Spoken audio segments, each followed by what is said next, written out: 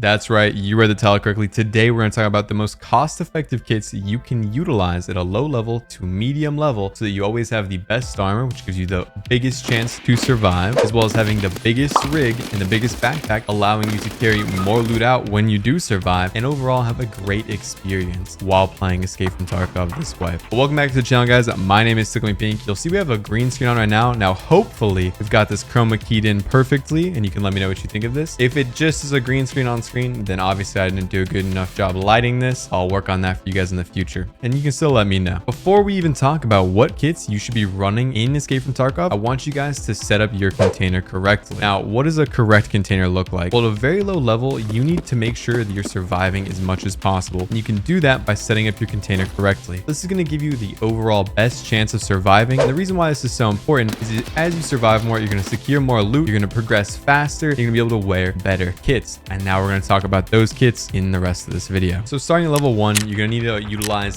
these meds first and foremost. You need to go ahead and put in something to save your ass. If you need to med yourself, I would recommend an AFAC or an IFAC because it's just a 1x1 slot and it can fix a plethora of issues with your character, everything shy of a fracture. And this is going to be your go-to especially if you're on an alpha container. If you are on a gamma container, then you can choose to go for something a little bit bigger like a grizzly kit, and it will also allow you to fix broken bones, but you would still see a lot of value from that AFAC or that IFAC. It only takes up a singular slot. Up next is a hemostat. Now, you can use the AFAC or the IFAC to actually stop a heavy bleed. If you're super pressed for inventory space in this container, you can choose to sub that. I would strongly recommend you guys just bring a hemostat in here. It's a really efficient way to stop heavy bleeds if you're out of combat. Maybe you killed the guy, you guys exchange shots, but you do have a heavy bleed going. It's nice just to pop up in that container and utilize that quickly. And then I would recommend a 5-minute painkiller. So something like Vaseline, ibuprofen, a golden star, something like that. There's a little bit of a bonus tip. You can actually utilize those ibuprofens and golden stars with just one use left at your med station level 3 and craft propofol sticks from them. So save those and you'll make a lot of profit from literally nothing, as that one pop use is not really worth very much. In that last slot, I would strongly suggest that you guys have ammo. Now you can choose to sub the ammo, sub the hemostat, and put something like a CMS in there, or if you're on an even bigger case, something like a survival kit. We're also going to be covering what meds you should be utilizing at certain levels. Now that may not feel like part of your kit, however, it'll really determine how much success you have, just as your armor does. So I think it's equally as important. I'm just going to go ahead and shove this in there. So for medication level 1, what I want you guys to always make sure you have is painkillers, hot barred painkillers first and foremost. If you lose your leg in a situation and you aren't on hard cover, consider yourself dead. Even if you have painkillers slotted, you still might go down before you're able to actually pop them and hit that hard cover, but it might save your life and they're not that expensive. Just go ahead and buy these from therapists. Make sure these are in your pocket. It's a little bit of a bonus tip. If you think there's a good chance you're going to get shot, go ahead and pop a painkiller before that. So in the event you do lose your stamina, you do lose your leg, you do lose your arm, you don't have to pop that and then fight back. You can either go ahead and fight back or hit hard cover, and you're just skipping a step. This is what a lot of like high-end players do, and it's not much of a skill check. You know, if you think there's an opponent nearby, go ahead and pop one. The only downside of this is it will drain your energy or your hydration depending on what painkiller you pop. So do it a little bit sparingly, or just watch your hydration and your hunger. In your pockets as well, you're going to want to run 2 bandages. This use blue ones. Now they're only one use. Many times you could even go ahead and grab 3. Many times you'll probably only use 1 in a match, maybe 2 in a match. 3 is nice to have, especially if you don't have that AFAC or IFAC in your container, because you don't want to slowly bleed to death, right? And worst case scenario, they're not very expensive. You can just go ahead and drop them if you don't need to use them and sub them for better loot as you're getting close to the end of that rid. After that, utilize 2 cats. Now cats are just like hemostats. They stop heavy bleeds. However, they're sold from Peacekeeper and they pop much faster than hemostats. And believe it or not, this will be a life or death decision sometimes. Being able to stop that heavy bleed and stop your thorax from draining out could prevent you from taking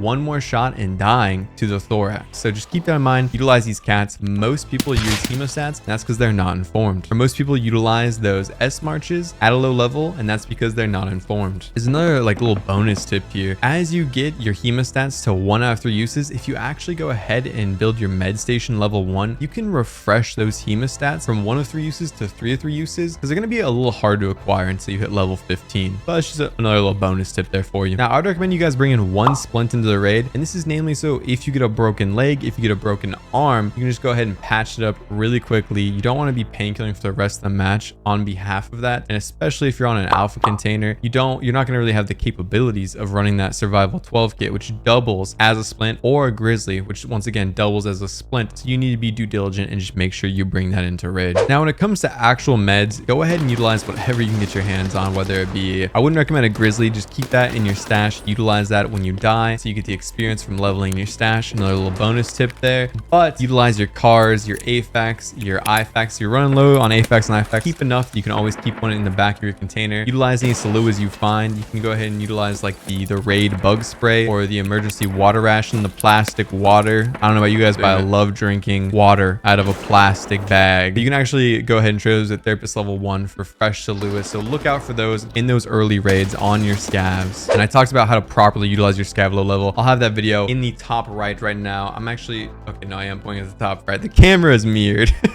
You can also go ahead and utilize a can of humpback to trade for a car. Anything you can do, make sure you're scavenging, looking for meds. I would try to avoid using the AI2s, whatever you can do. They're just super inefficient. They heal really slow. They're bulky. They're not very cost efficient. Try and stray away from them as much as you can. I know those are really the only meds you can buy, that level 1 therapist, but really try not to use them and it will save you over and over again. Or maybe use your AI2s on matches where you think you're probably not going to get shot as much. You're not in as much danger, but we need to go down somewhere like customs, etc. If I were going to get blasted a little bit more and you'd like, run that car, run that AFAC, whatever you can really get your hands on there. But that really covers the meds you're going to want to be using a level 1 therapist. Now, before we go any further, I just want to talk about today's sponsor, and that's me, motherfuckers. I'm trying to raise $1 million for St. Jude's. I would really appreciate you guys' help, and you don't even have to donate. All I'm asking is you come lurk in my stream. It'll be linked down below. You can just leave it open, and I'm going to actually have giveaways for things like computers, graphics cards, gaming chairs. I just need your help. If you guys could help me get the message out there, I would really appreciate it. I want to do this. It's going to take me an entire year. I'm going to raise $1 million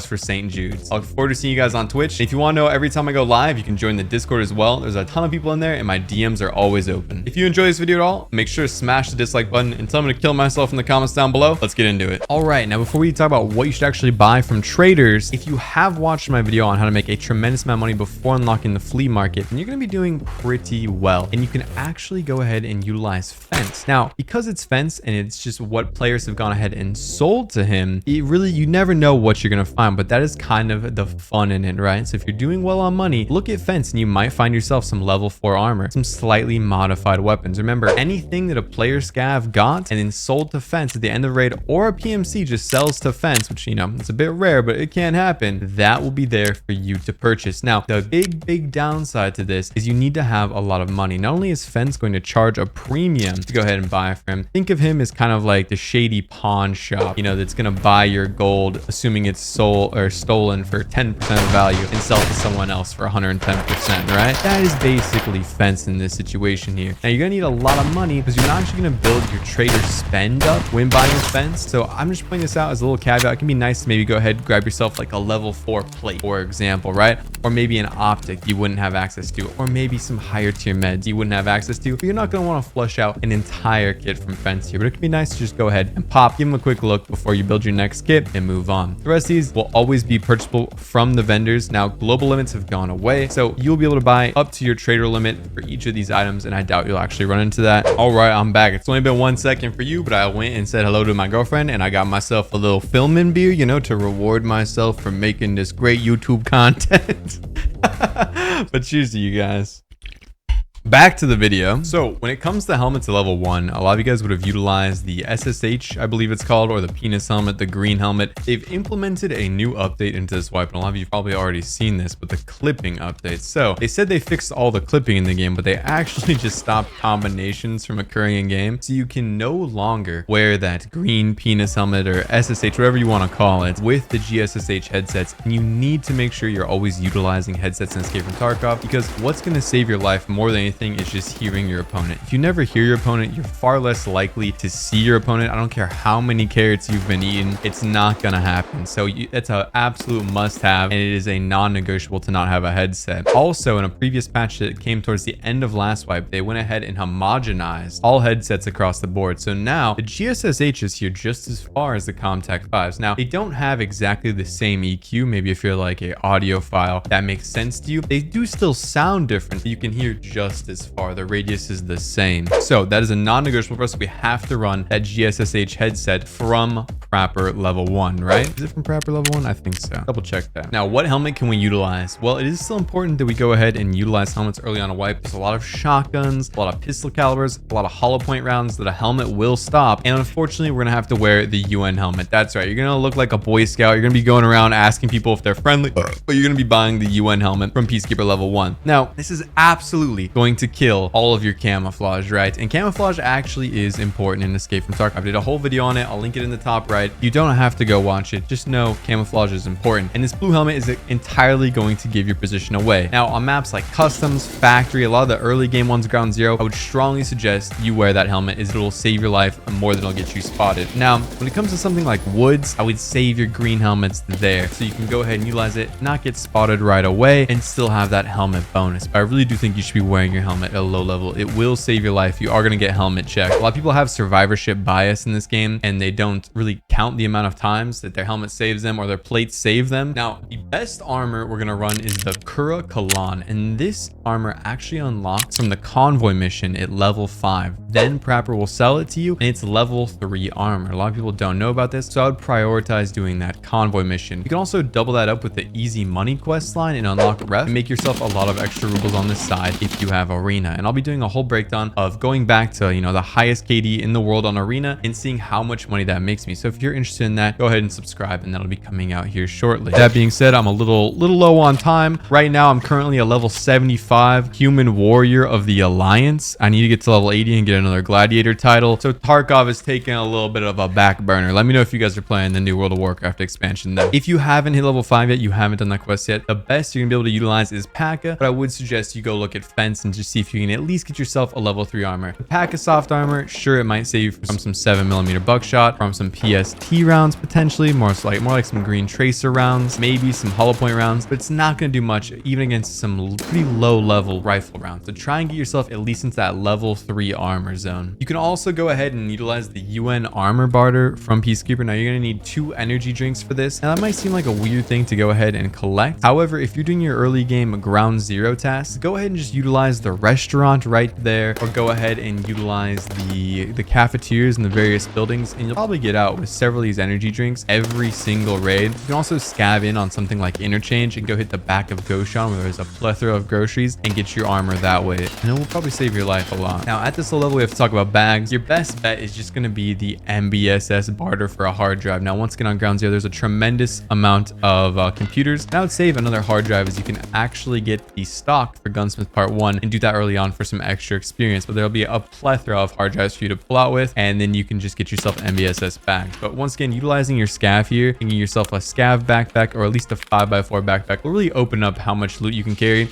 And getting that 5 tall slot is really important, is a lot of weapons will fit in that category. So let's say you kill someone, kill his friend, you're gonna want to carry 2 backpacks, maybe you don't want insurance for your weapon. Having that 5 slot is important because you can carry most full-length rifles, and if they have a suppressor, you can always just knock that off, throw it on the side of the bag, and carry that out. Now we're gonna rock all of that until we get to our level 2 traders, and the first level 2 trader you're gonna get is probably gonna be Therapist. Now nothing crazy really happens level 2 Therapist. You're just gonna go ahead and start buying army bandages instead of the small 1-use blue bandages. Ragman level 2 is also locked at around level 17 if you meet his spends, so we're actually gonna run into Prapor level 2 as well as Peacekeeper level 2 likely before that, so we'll talk about them next. So Peacekeeper level 2, you're gonna be able to go ahead and get the day pack now for 190 USD. Just always buy this. This is the new backpack you're always gonna run. You're no longer scavenging for bags. If you can get your hands on a bigger bag, that's great. This is just your standard, the smallest bag you're ever gonna use going forward. Now at Prapor level 2, you're gonna be able to utilize the Ratnik. So no more blueberry helmet on your head. You'll have a green helmet. It's just gonna be your standard helmet moving forward. All those UN helmets you're gonna get back on insurance, I would just go ahead and sell them to Ragman. Go ahead and get your spend up with him, as it'll be a little bit of a pain in the ass for most people, and just reinvesting that money into the Ratniks will likely save your life, as people aren't going to see your bright blue helmet anymore. When you reach Ragman level 2, you're going to be able to purchase the Karasa, and the Karasa is a big step forward, as it's going to be the first armor you can readily get this level 3. Well, it has level 2 soft armor and also has Western style plates. Now we're not going to be able to get any Western style plates from the traders above level 3, but you're likely going to find some in loot, and you're also going to be able to kill players and take their Western style plates. Now Western style plates are the best plates in the game. They're the widest plates, plates, and they're also symmetrical front to back, which means you can run one plate on your front, one plate on your back. I shoot you in the chest a lot, but you live. You drop it on the ground and swap the front plate and the back plate, and now you're re-armored. A Ragman level 2 as well, you're also going to want to utilize the mechanism backpack. Now, there will be times you want to run the day pack for that 5 long that we talked about earlier. However, if you're going to map like interchange, you're just going to do a lot of looting. You could still carry a gun on your back and maybe a chest rig in the 4x4 spot at the top. This is more if you're going to be doing a tremendous amount of looting and you think you're not going to be getting a lot of combat, wanting to carry as much gear out. I prefer the mechanism backpack, and I think you guys should utilize it most of the time when questing and looting. The Eastern style plates have the different shapes front to back. It looks more of like a oval, if you will. It looks kind of like an egg with like flat top with the Eastern style plates, where the Western style plates are more of a square with the corners cut off there, if that makes sense. I'll put both of them on screen so you can see them now. But Western style plates are always superior. Hate to break it to you Kalashnikov enthusiasts. I don't know what that has to do with Kalashnikov. I don't know. Eastern, Western, whatever. Also, I would strongly suggest that you guys go ahead and utilize your best plate in the front and then the cheap level 3 plates you can easily get in the back. There's very few situations where you're going to be getting shot in the back in Tarkov, and if a fight's opening up with you getting shot in the back, you're probably not painkillered. They caught you off guard and you're likely going to die. If you don't have access to things like level 4, 5, or 6 plates yet, they're extremely valuable to have in the front and utilize in engagements so you do stand a good chance at actually winning versus these ones where you're getting shot in the back. So spread your level 3 plates out across your backs and put the good plates you get in the front. It's just a bit of a bonus tip there. When it comes to rigs in this whole lineup, just go ahead and utilize the biggest rig you can get. It's just more loot space for you to have, and there's a lot of variables. People are always grabbing rigs all the time, and I didn't think it was important to really talk about what rig that you could get from each trader. And if you're having particularly bad luck, maybe you're just having a bad string of raids, you're stuck solo, you can actually go ahead and utilize the 6x5-16 armored chest rig. Now this is a rig and armor combo, and no one picks it up is because it's heavy. You can't pull any plates out of it. They're all sewn in plates. It's a small rig. No one's going to take it. If you insure it, you're always going to get this back unless you die to like a scav with maybe like a pistol. He might pick it up, but no one else is going to pick this up. So you can utilize that to stretch out your money a little bit further. But like I said, if you watch my early money making video, you're going to be doing fine on rubles. Hopefully this video helped you guys out at a low level. I'm kind of targeting more low level content stuff. In the past, I've always done really high level tips that no one really knew about. I'm trying to help out all the new players to escape from Tarkov this way. And if you want to see exactly how my day 1 raids go, I will have that link on screen right now for you guys to go check out. Once again, my name is Tickle Pink. I look forward to seeing you guys in Discord on the live stream, and I thank you guys so much for watching this video.